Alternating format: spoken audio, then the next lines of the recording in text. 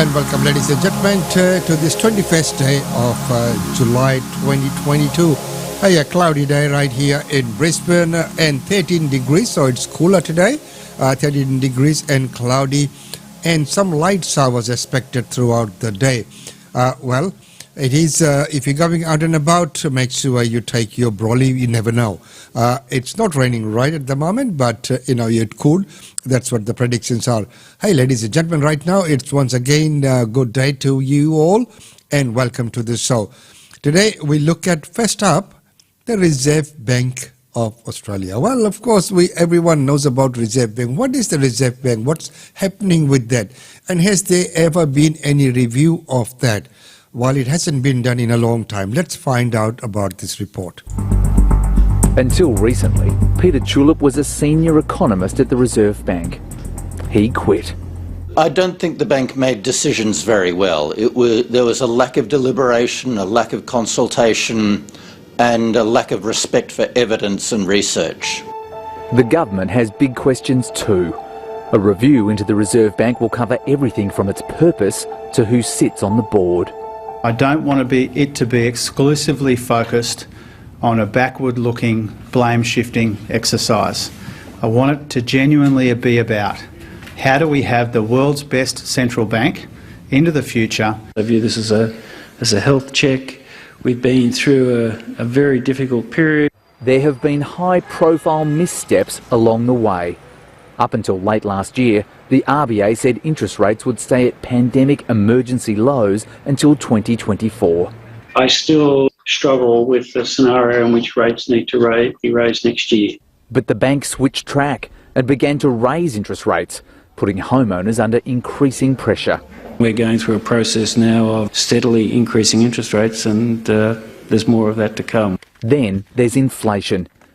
The RBA's aim is to keep annual inflation between 2 and 3%. It's official.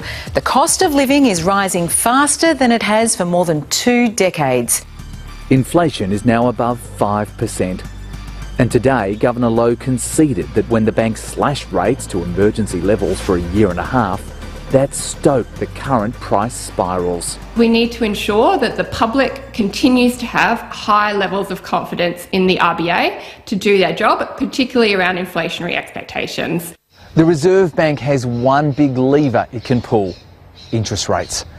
But lowering them since the global financial crisis and using that blunt tool to hammer our economic problems has led to a decade of spiralling house prices and stagnant wage growth. Issues that have a huge impact on the lives of Australians. I was unhappy with the way the Reserve Bank made decisions. A lot of people like myself go into the Reserve Bank trying to make the economy a better place. I wasn't satisfied that the bank was really trying to do that. The 3-person panel set to deliver their report by March next year. I think the Reserve Bank of Australia has generally done a pretty good job steering the Australian economy over the past 2 decades. But any organisation, regardless of how successful they are or aren't, deserves to look at its institutional structure, see if it's got a good decision-making framework in order to make sure that it's keeping up with the times. On to the review, and the Treasurer says this is not some exercise in second-guessing the RBA. It's not about pointing the finger or taking pot shots at the Governor or his board. Then why? What's it about? Well, I think maybe Jim Chalmers is being a little bit polite. I think part of the reason why we're having this review is due to the undershooting of inflation that occurred prior to the pandemic, and perhaps the overshooting today has also spurred the government to launch this review. But I think it's the comparisons with other central banks around the world that really give rise to the need to change. And in terms of the overshooting, there has been quite a bit of criticism about the RBA being late to the party to tackle inflation. How much blame would you put on the RBA for doing that? And what external factors are there? Perhaps the fact that we get quarterly CPI. I think that we risk being a bit too harsh on the RBA for this one-off overshoot of inflation. Hopefully they can get it back under control reasonably soon. It's certainly true that having quarterly inflation numbers makes the job of targeting inflation much harder in Australia. And should they have an inflation target at all? I'm of the view that the inflation target has served Australia relatively well. It's a question that the Reserve Bank of Australia and the government of the day should ask themselves from time to time whether the inflation target is still fit for purpose. So maybe every 5 years or so they could, re-examine the target, see if it needs to be tweaked. When it comes to communication, Philip Lowe has come under heavy criticism for saying that interest rates won't rise until 2024, albeit with some nuance that perhaps got lost in the media communication. How much blame do you think he has to take on for all of the people who entered the housing market at the top just a year or two ago? I think if the Reserve Bank could do it again, they'd do it slightly differently. But at the end of the day, projecting forward that interest rates would remain low was crucial to supporting economic growth. Part of the effect of that forward guidance that Phil Lowe provided was to rapidly bring down the fixed interest rate that most households have access to when they're choosing what mortgage to select. Now, if you were able to fix your mortgage at any time in 2021, you probably got a great deal and you're probably still paying a very low interest rate. And that's because of that forward guidance that the Reserve Bank of Australia provided. On the structure of the board, it's primarily comprised of business people with little monetary policy experience and very few people from more diverse backgrounds, even as has been argued the need for someone from the unions. What's your view on that? If we want a Reserve Bank of Australia that's actively examining its decisions and making sure that it's robust to uncertainty and all the potential shocks that an economy might throw up, we need a board that is staffed with experts who know the ins and outs of monetary policy and are able to hold the staff to account. Zach Gross, I appreciate your time. Thank you so much. No worries. Thanks for having me. So there you are, ladies and gentlemen. Yes, Reserve Bank, of course, no authority is without reporting and without scrutiny. So, everything needs to be relooked at from time to time as those policies are affecting the days and lives of the day-to-day, everyday Australians. And some of them will be facing serious consequences due to those decisions. Well, right now, on the other topic, renewables. Renewable energies is what, every country is working towards. But for Australia to become a superpower in that sense, in renewable energies, it needs to triple its spending. Renewables are the only way out of this, because fundamentally what's playing out around the world is the crisis of energy security. For Europe, that is most acute because Europe is a net importer of energy and is massively dependent on Russia. And so the only way in which they can achieve a greater level of energy security is to produce more energy at home, and that can only really come from renewables. And even for Australia at home, this is not so much a question of energy security, because we do produce more than enough energy here, but the way we've set up our market, we export almost all of that, and the domestic market gets buffeted by what happens internationally.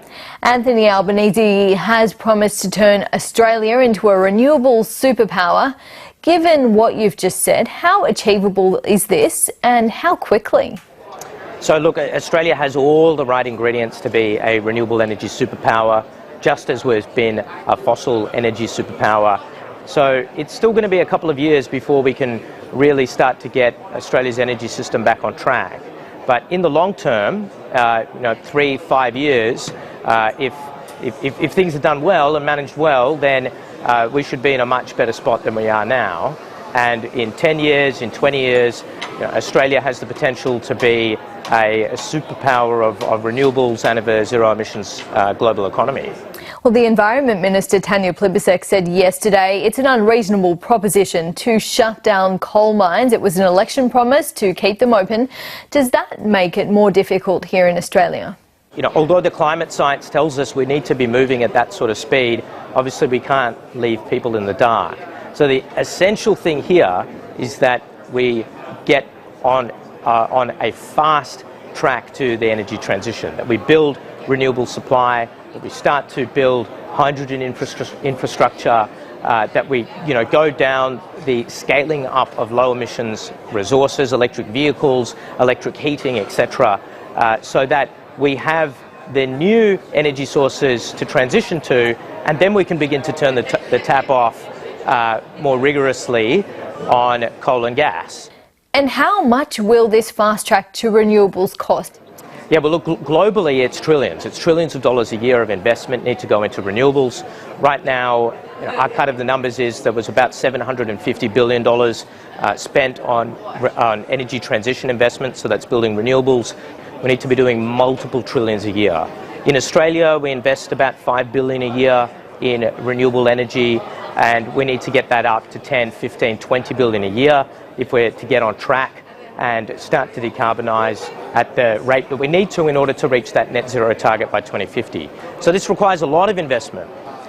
It generates a lot of opportunity, and you know, what you really need is for the settings to be right so people have the business case to invest that money. Well, of course, business case to invest that sort of money, but the key message is that a lot more spending needs to be done to keep the renewables, up there for Australia. So in Australia, at least 3 times more than what is being spent right now. Next report, we'll right now go to our case where COVID numbers are on the screen.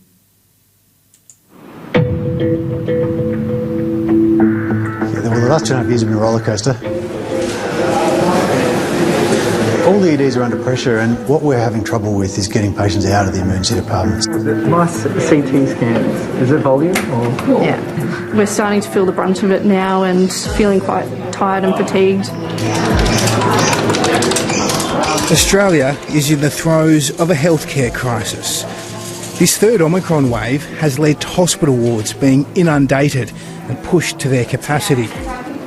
We're in a world of pain with our hospital system across the country this winter. Mark Putland leads the emergency department at Royal Melbourne, one of the busiest hospitals in Australia. Patients used to arrive here a little over 6 months ago, get seen by one of our doctors, get initial treatment, stabilisation, referred on to an inpatient unit, and they'd be in a hospital bed on average 3 hours after they arrived. Now patients the average is about 10 hours. Royal Melbourne, like many hospitals, is temporarily cancelling some elective surgeries to keep up, as well as using nursing students to ease the load. There's not a lot of other things we can do. We're sort of more short-staffed than we normally would be. It sort of feels like the new norm. But staff believe the issue of capacity shortages has been a long time coming. We are busy, but EDs are in trouble because of a whole hospital system problem. Over 43,000 people a day are now contracting COVID in Australia. That's seen a significant spike in COVID-related hospitalisations. Currently, more than 5,000 are admitted. I think there are some things that are particular to the things that we're seeing around COVID and the infection rates right now, and it's also exposing some cracks and some deficiencies in our system that have been there long-standing. The head of Melbourne University's Health Economics School, Kim Dalziel, blames the current crunch on the way hospitals are funded. I think our funding formulas are too blunt. We pay one patient to be seen for 5 minutes, but we don't pay well for dealing with complex mental health problems, for dealing with complex chronic disease. She questions recent New South Wales and Victorian state government announcements which have pledged an increase in staff levels in hospitals. Some of our state governments are also saying that they're funding more workforce positions right now. If we're announcing new workforce, who are that new workforce? And it's very difficult to create a new doctor or a new nurse on a short time frame. So I think we're facing a health system that's not fit for purpose any longer, and it's letting down the Australian public.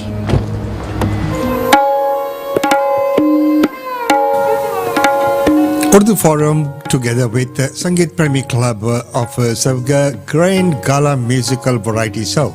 And you can win a free ticket to the event just by messaging Australian Indian Radio and mentioning this ad. And of course, that time is of the essence. Tickets are limited. Please call us now or send us a message on our Facebook page to win free tickets to the Urdu Forum and Sangeet Premi Club's Grand Gala Musical Night. Act now. And correct, the time to act is now. That's the Australian Indian Radio promotion of Urdu Forum and Sangeet Premi Club's Grand Gala Variety Show. So you can win the tickets. Just message us that you had or saw this ad on our show. Well, right now, time to go to overseas. First of all, let's go to UK and find out about those three candidates to replace Boris Johnson. The race to replace Boris Johnson as the leader of the Conservative Party and Prime Minister is narrowing as three contenders fight for the top job. The three will be whittled down to two by tomorrow. It will then be put to a postal ballot of the wider Conservative Party membership. Well, joining me now from London is Nick Rowley, a former Downing Street advisor and senior lecturer at the London School of Political Science.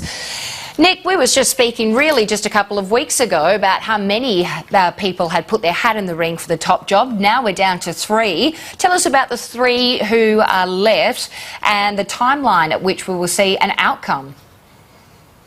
Well, there's going to be a new British Prime Minister on September the 5th. I'm not sure if your viewers there on an Australian evening really need to put that in their diaries, but that is the date when it is the Conservative Party who are going to choose who the next British Prime Minister is. And the process for that is that it is firstly the Conservative MPs who get a chance to look at the candidates, whittle them down to the last two. We're currently at the last three. By tomorrow we'll have two. And then that goes to the Conservative Party membership. And I suppose we might have a little look at who those people are.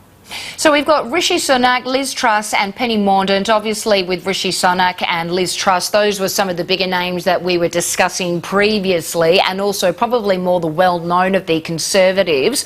What do these three individuals stand for? What are they pitching to the party? Well, pitching to the party is the key point. That is the task that they have in order to get the top job. They're not really talking terribly much to the British people. Maybe an example of that is in the two television debates. There's been a bit of a spat over tax, and really that is all about who can cut tax more. Cut tax at a time when Britain is going through what is described as a cost of living crisis. There have been real questions about the commitment of various candidates to achieving the climate targets that are going to help this country achieve net zero, and that is at a time when, on a tube train yesterday going to Heathrow Airport with my daughter, the sky was filled with smoke because... So as we know, with the heat wave there, so three candidates. Tomorrow it will be down to two. We'll keep you updated on that. Right now, before we go to our daily India report, a very quick look at the situation there in Sri Lanka. Even before MPs gathered, Ranil Wickremesinghe was the target of fierce protests. Demonstrators are determined to oust him, like his ally, President Gotabaya Rajapaksa, who fled the country and resigned last week. In Parliament, MPs voted in a secret ballot to decide who'll serve the remainder of Rajapaksa's term, which ends next year. Ranil Wickremesinghe Matituma. In the end, Wickremesinghe, as leader of the ruling party, had the numbers to win, despite a rival from his own ranks who struck a deal with the opposition to beat him. But Wickremesinghe's win is bound to tip Sri Lanka into further unrest, and reaction has been swift. We are not happy at all because he came to the parliament without any vote base.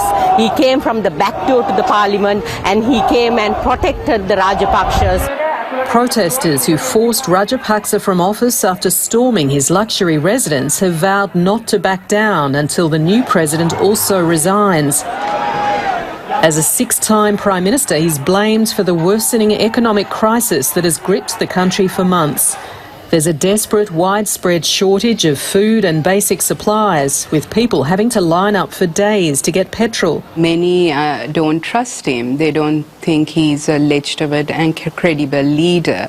So him being appointed through Parliament doesn't make much difference for the public. He also faces opposition within Parliament.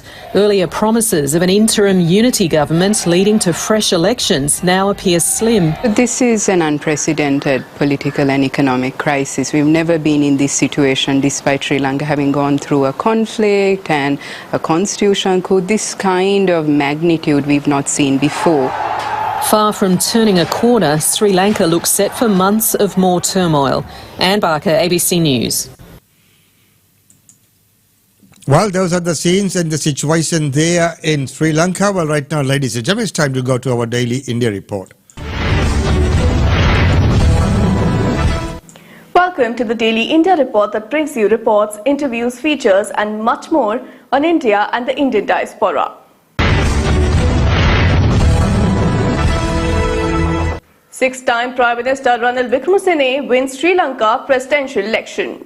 Sri Lanka's acting President Ranil Wickremesinghe will be the country's next president until 2024. Wickremesinghe will replace Gotabaya Rajapaksa, who fled the crisis-racked country and resigned last week. Ranil Wickremesinghe has been elected as the 8th executive president under the constitution, the Secretary General of the Parliament said after the counting finished. Official results showed Wickremesinghe polled 134 votes in a three-cornered parliamentary vote, with his main opponent, Dullas Allahaperuma, getting 82 and leftist Anura Dissanayaka just 3. Thus Ranil gets an absolute majority on first preferences. The new president, who holds executive powers, needs to ensure supplies of food, fuel and medicine in the bankrupt nation where inflation is seen touching 70%. Ranil Wickremesinghe is in talks with the IMF for a bailout. Sri Lanka ran out of foreign exchange to finance even the most vital imports in a crisis triggered by the coronavirus pandemic, exacerbated by mismanagement. This is for the first time in 44 years that Sri Lanka's parliament has directly elected a president. Presidential elections in 1982, 1988, 1994, 1999, 2005, 2010, 2015 and 2019 were held by popular vote. Rishi Sunak tops the latest round in the British Prime Minister race, contest down to 3. Former UK Finance Minister Rishi Sunak won the latest round in the contest to replace British Prime Minister Boris Johnson on July 20th. With lawmakers Kemi Badenoch eliminated from the contest, it is now down to 3 contenders. The British Indian former Chancellor received 118 votes in the 4th round of voting by his party colleagues, just shy of the 120 mark, or 1/3 of the Conservative Party MPs needed to confirm his place as one of the final contenders in the race to replace Boris Johnson. Rishi Sunak increased his tally from 18 July's 115, while Trade Minister Penny Mordaunt got 92 votes and Foreign Secretary Liz Truss 86 votes, leaving the race to clinch the second place still open.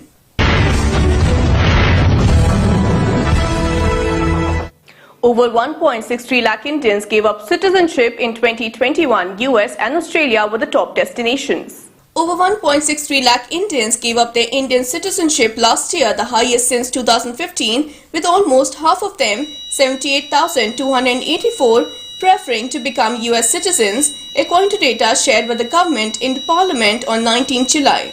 In 2021, as many as 1,63,370 Indians gave up their Indian passports. This number was 1,44,017 and 85,256 in 2019 and 2020 respectively. The reasons for these Indians renouncing their home country citizenship, which also means they have to surrender their Indian passport, were personal to them, the Ministry of Home Affairs said. The Indian Constitution and the citizenship laws don't allow dual citizenship to anyone.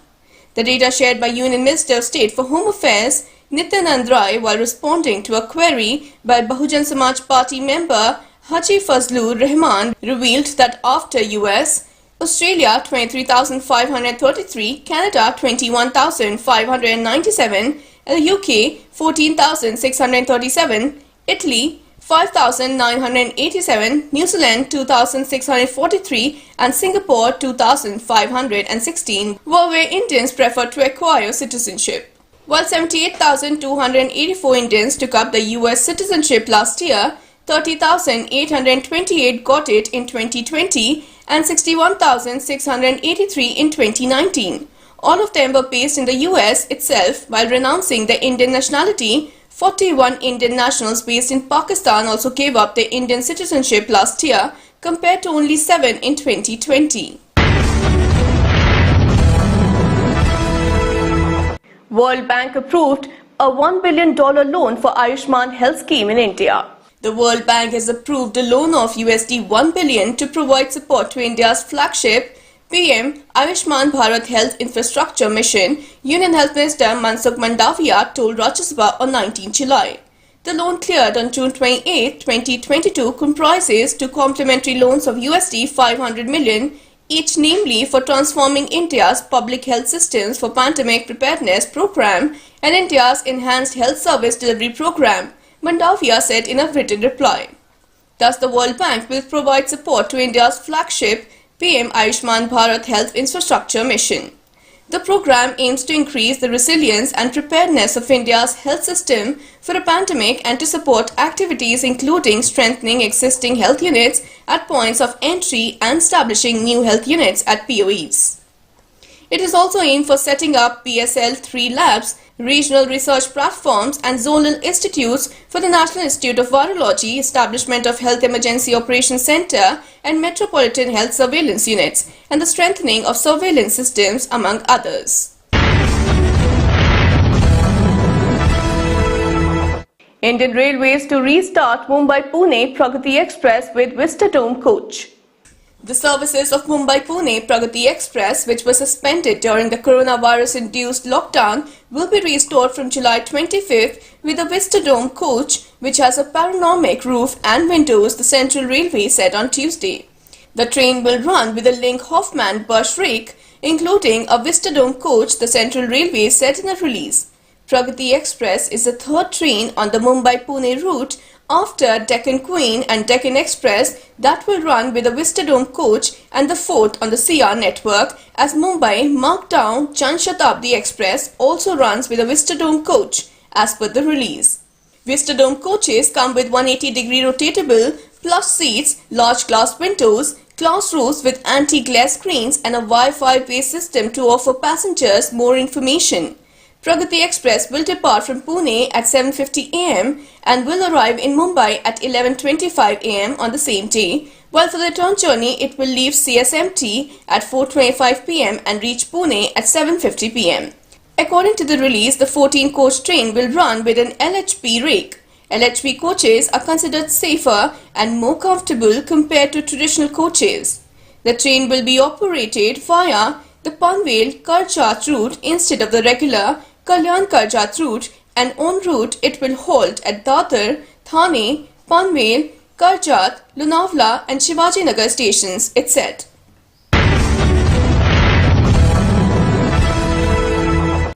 Opposition objects to the Indian government focusing on the financial health of states at the all-party meeting on the ongoing Sri Lankan crisis.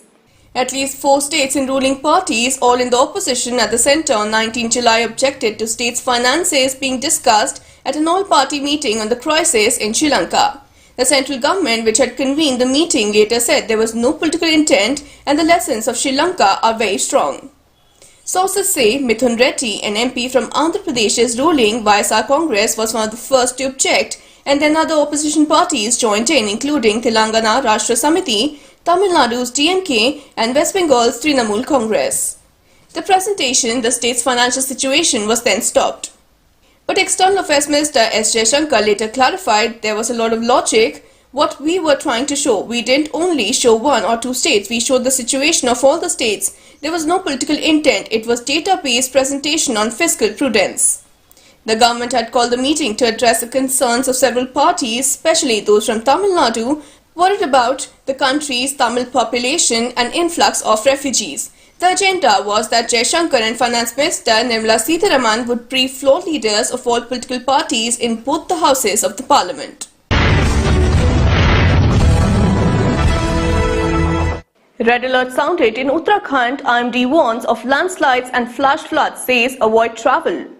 The Indian Meteorological Department has issued fresh alerts for different districts of Uttarakhand, which may lead to landslides and flash floods in the hill state. Several districts of Kumaon and Garhwal region are likely to witness heavy and extremely heavy rainfall in the coming days. The IMD has issued a red alert in the state on Wednesday and an orange alert from 21st July to 23rd July. As per IMD's red alert, heavy to very heavy rainfall is likely to occur in Dehradun, Tehri, Pauri, Nainital, Champawat, Udham Singh Nagar, Bageshwar, Pithoragarh and Haridwar districts of Uttarakhand on Wednesday, while isolated places in the rest of the districts could witness heavy rainfall as well. Also, fresh orange alerts issued by the IMD read that Uttarkashi, Rudraprayag, Chamoli, Bageshwar, Nainital and Pithoragarh districts of Uttarakhand are likely to witness heavy rainfall. Light rains and thunderstorms might occur at other isolated places in the state from 21st to 23rd July. Bikram Singh said that extremely heavy rainfall could trigger more incidents of landslides in sensitive areas of Uttarakhand, especially those located in the interior parts.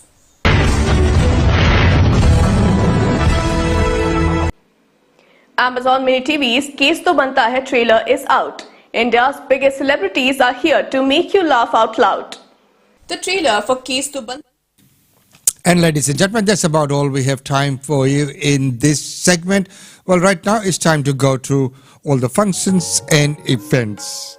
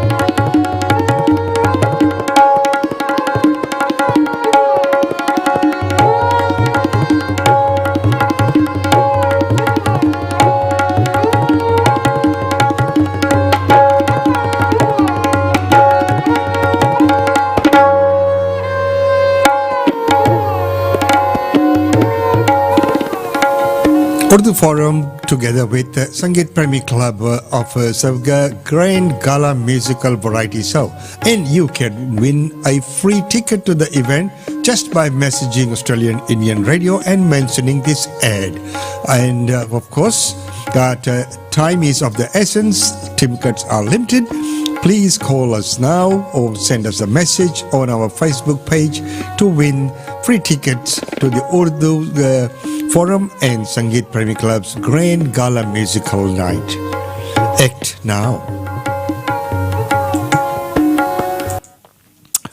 And ladies and gentlemen, that's about all we have time for you in today's segment. And don't forget that if you'd like tickets, free tickets to the Urdu Forum and Sangeet Premi Club's Grand Gala Variety Show, just message us that you had this ad on the show and you will get the free tickets. So don't forget that the promotion is limited, so act now, and the first 10 callers will get those tickets, meaning not only callers, but people who can send us a message via our Facebook page. Well, ladies and gentlemen, until tomorrow, it's goodbye from us.